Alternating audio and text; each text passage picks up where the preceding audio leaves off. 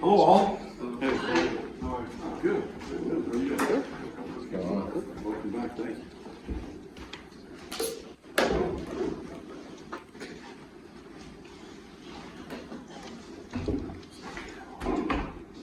Good afternoon, everybody. You too. All right, we'll take any questions you have for Coach. Here's one. How do they look? Well, you know, they're running right now. So really, we're looking for this is to say, hey, we want to be the hardest playing defense in America. You know what I mean? And we've been pushing those guys to that goal. And you know, there's a whole sports science piece to it, and tracking speeds and all that kind of stuff. Really, when you come off the field, you just like to say, wow. I mean, them dudes were running today. Well, you know, there's some good and there's some bad in there. You know, technically and scheme wise, and we're trying to clean those things up. But I'll tell you this, them dudes are running and they're playing hard right now. Are you and your unit, do you think, kind of motivated this year with all the struggles you had defensively last season? I think that there's a, you know, I think you play best, and a lot of people play best when you got a little chip on your shoulder. And I think there's some of that too, you know. I think that it's a deal where they say, hey, listen, let's look at the good we did, and let's look at the bad we did and try to clean those things up. And we've been working on that since before spring ball.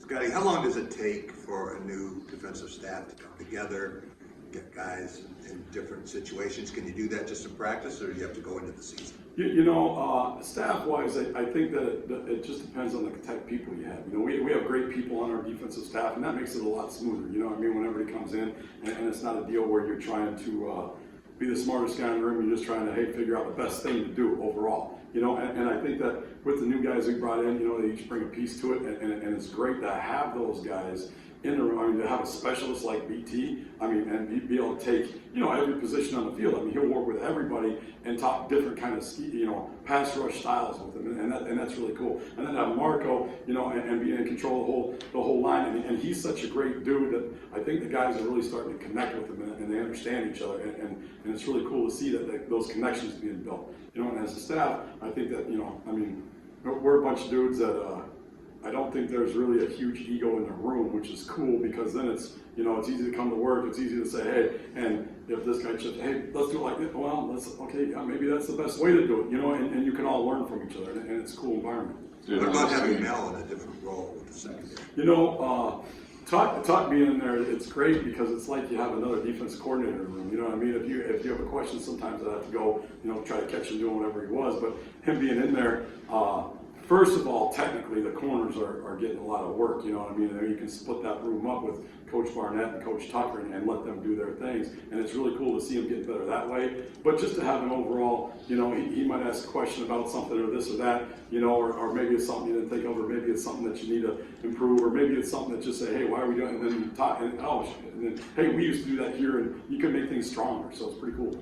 There was obviously an offseason emphasis on getting more pass rush. Sure. I would bring in Brandon, and I guess, what are you seeing from those edge guys in particular right now in terms of getting to the quarterback more frequently? Sure.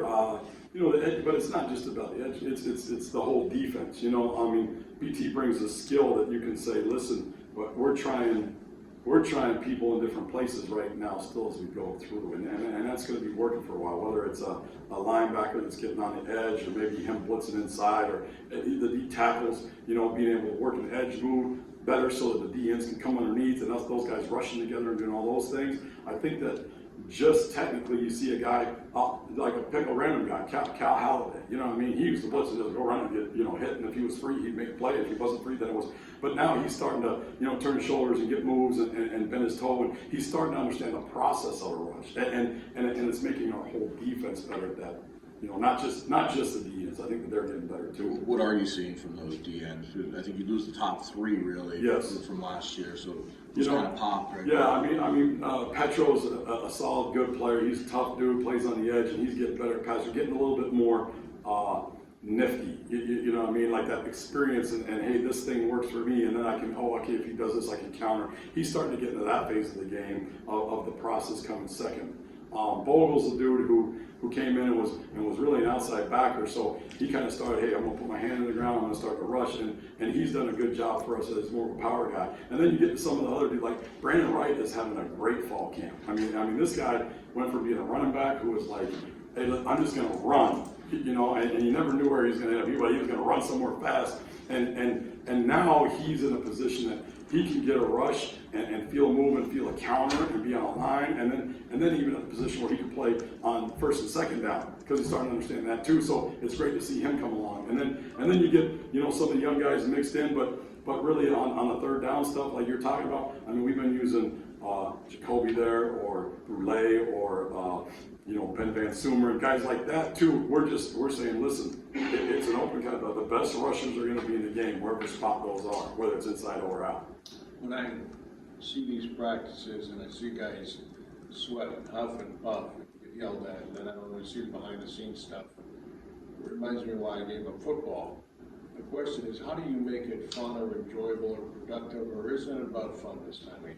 You know, I think there's always some fun in there. You know, I think that they feel the praise when they do things the right way, and then they see themselves do things the right way. I think that the praise comes from there. Really, the fun comes from the camaraderie of, you know, those guys being in a room, and you can see it like, hey, you go into a team meeting. Before the team meeting, you know, the position group's already in their room and they're already hanging out and they're having a good time. Okay, it's time to start. Boom! Now it's serious. Now it's go time. You know, and that's when they really enjoy themselves. Or if they're hanging out and they're, you know, you go in a room and they're playing cards, you know, and you'd be like, hey, team meeting in 10, and they'll be like, yeah, we got one more hand there, or whatever the case is. And that's really where the fun. And that's where, I mean, everybody knows your best friends, probably your best man in your wedding and all those things as you grow up, the guy standing next to you or whatever the case, they're going to come from the team.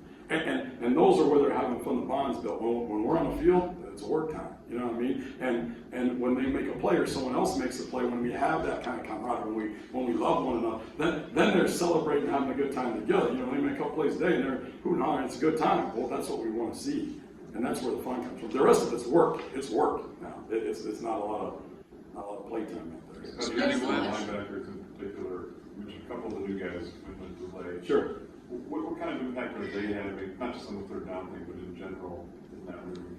You know, having, and really there's 6 guys right now that are competing for spots. So just doing that, it takes the level of our room up a notch. You know what I mean? Like you know, especially a guy like Jacoby, he's such a great leader and stuff. Like he'll be able, he's got the ability to point out things that, hey, were we supposed to be here when you're out of the game talking with other guys and guys pay attention, and then they say no and they talk about it. And when he's wrong, he's also a guy that someone else can say, no, where's that? Oh, okay, and he can take that criticism too, you know? And just having, like, listen, Brule, he'll run around and make some plays that you say, that was a sweet play. Now they see it can be done. Okay, I gotta go make that play too. Hey, yeah, that's a hard play. Well, we can make that, so let's go make it, you know? So you get that balance and you get just the level. I mean, you know how when it's head to head and it's man versus man, you see someone do something. Okay, well, I want to raise my level of that too, and then they set a new standard, and then they set a new standard, and they all want to play like that. You know, you can make a play from the backside and you run 40 yards downfield and get the ball. Well, look, it can be done, right? It can be, let's go, right? And so everyone's trying to do, and so that, you know, like the effort that we're, the burst, the speed, everything. That's what you want to groom and see how fast we can play. Scottie, there was so much buzz when BT got here. Have you learned anything about him maybe that you didn't know before, or I mean about the game that you didn't know before he got here, or like what have you learned from him? Maybe? Sure. I mean, first of all, he's a wonderful person. You know, I mean, just his story is unbelievable. And at first he's a very quiet soul. You know, I mean, he'll sit in meetings and kind of take things and write things down. But he has a great understanding of people. First of all, which is really cool because you can ask him things or talk to him about certain players that I might not have a connection with. You know, he can get with some of those guys and he understands the world that they live in, where they come from, and those kind of things. So it's really cool that you can connect with that. You know, and then pass rush, like I love to watch his drills. Sometimes I'm like, I don't even know what that is. And then he explains it and you say, oh, okay, we're working out. That's sweet. And just to see the guys, you know, from day to day get better at something, even if it's small, it's really cool, and it's something that you just say, okay, I gotta keep that in my head, because you're learning as a coach, you're learning all the time, and he can change things up, and he can pick a guy's like smallest apart the process that he's working apart and say, listen, we're going to go out there with this guy and just do this one thing. And for him to see it, you can see it now. And it's really cool. And it's so technical. It's beautiful. Scottie, what type of progress are you guys making at nickel when you move Darius out of there and see Chester doing his thing on the side? Just where's that position at? And Yeah, how important is that position, you think, as you look forward? I mean, it'll be big for us. Right now we got a bunch of guys in there working that spot, and just be able to. I mean, one of the things when you can match up there, depending on person. I mean, we're playing in lots of different body types. I mean, really, that's what it is. I mean, sometimes you'll see Darius out there playing the same spot that you say Chaz. Well, they're two completely different people. Well, they're going to cover two completely different people. And we got to use them in different ways. And it's good to see those guys having the ability to be able to say, okay, hey, on this down, if we want to get steal up a man and cover dudes, and we're going to put this dude on a little bit on, we can. You know what I mean? And he can cheat it.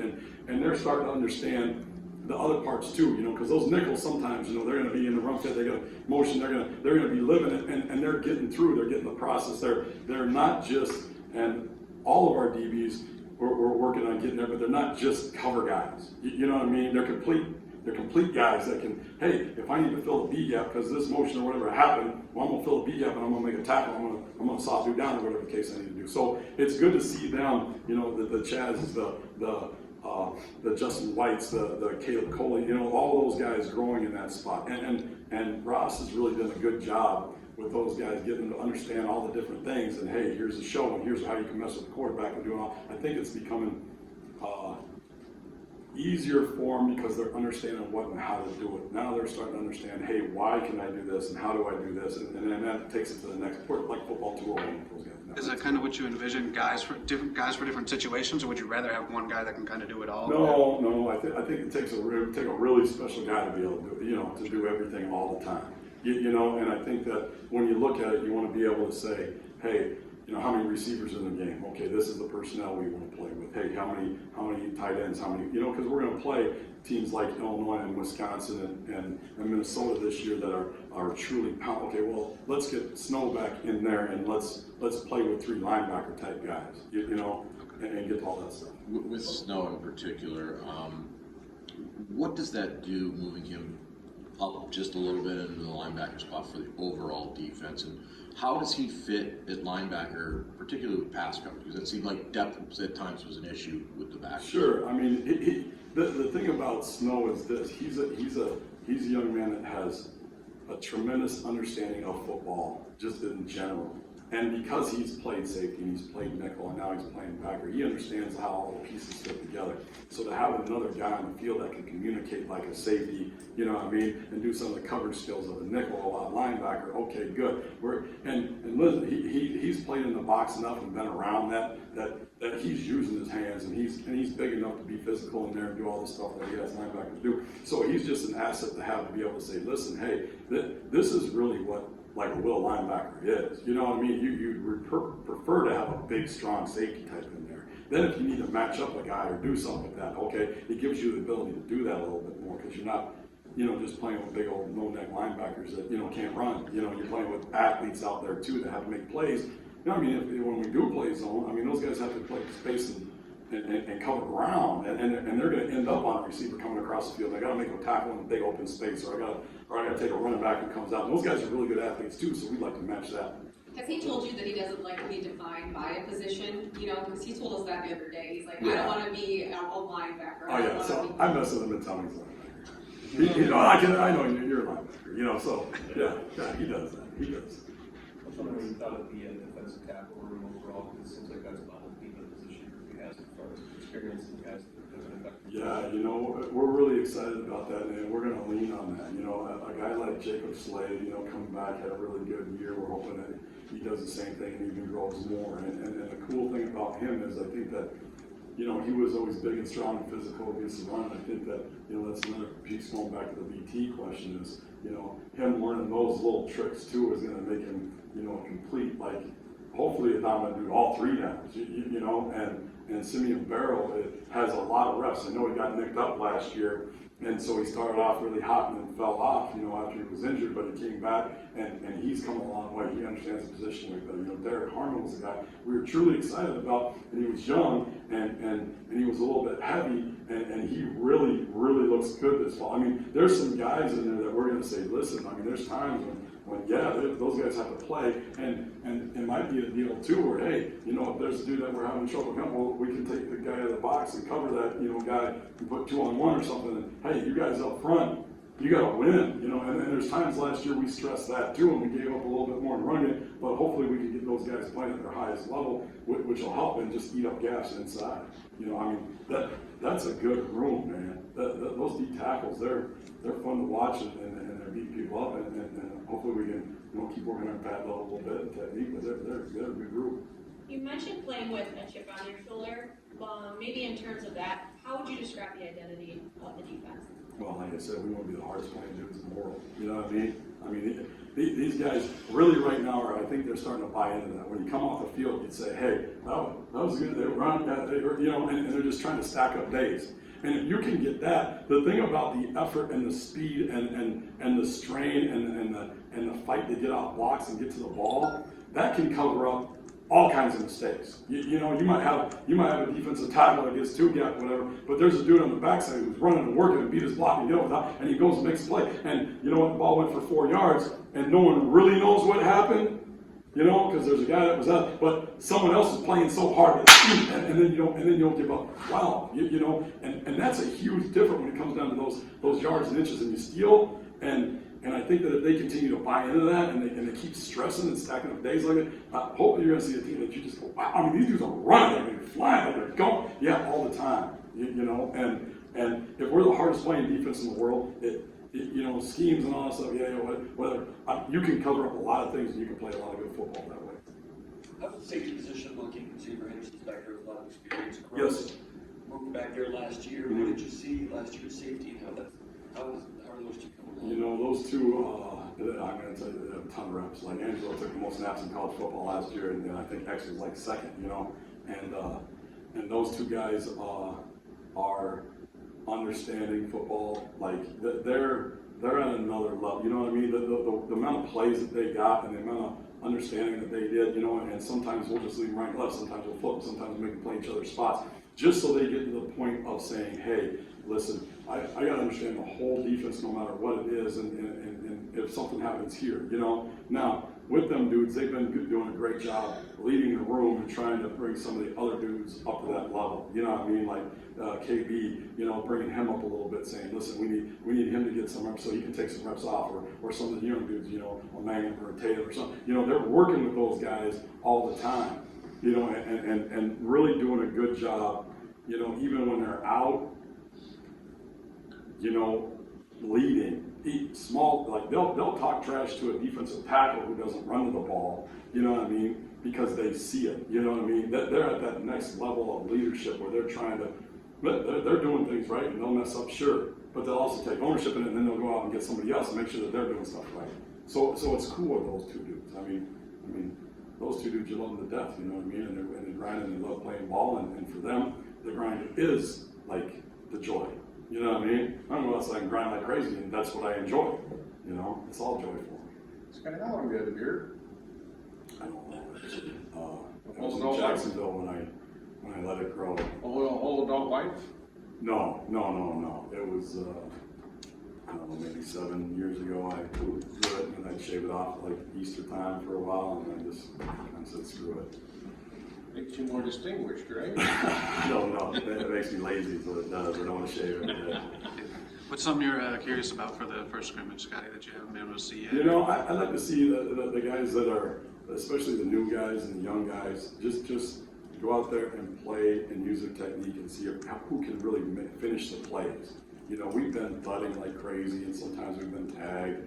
And you can say, well, there's times when guys out kind of out of position, is he going to finish that play?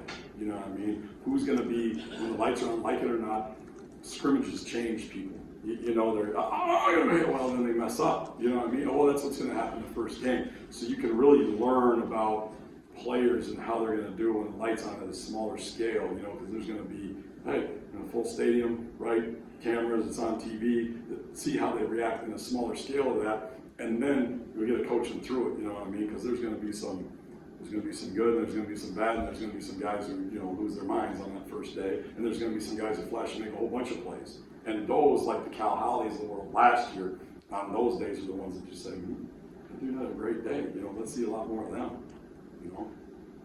Scottie, when you have 6 linebackers, would you ever use them in groupings, almost like hockey lines, or would you substitute them just based on the situation? Yeah, I think it's going to be, you know, as we get into the season, there'll be some of that. You know, if they can rush, you know what I mean? I think that's the first piece, you know, see who can rush, and then, okay, in certain situations, those guys are going to be the rushers, and then say, okay, here's going to be our cover guys. Okay, that's our hockey lines, as you would say. And then the first and second downs, we'd like to see them all play.